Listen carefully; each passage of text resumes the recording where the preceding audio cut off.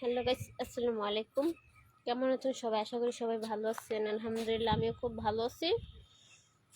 তো আজকে আমরা কাজে আসছি হচ্ছে গাজীপুর খতিব খামার বাড়ি। খুব সুন্দর একটি রিসোর্ট হচ্ছে। বৃষ্টির কারণে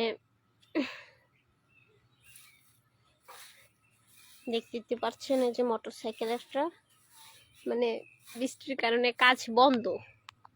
খুব ফেরি বৃষ্টি পড়তেছে। তো রীতিমধ্যে আমাদের একজন ভাইয়া জয়েন হলো। ভাইয়া আসসালামু আলাইকুম, আপনার বাসা কোন জায়গায় প্লিজ একটু জানাবেন।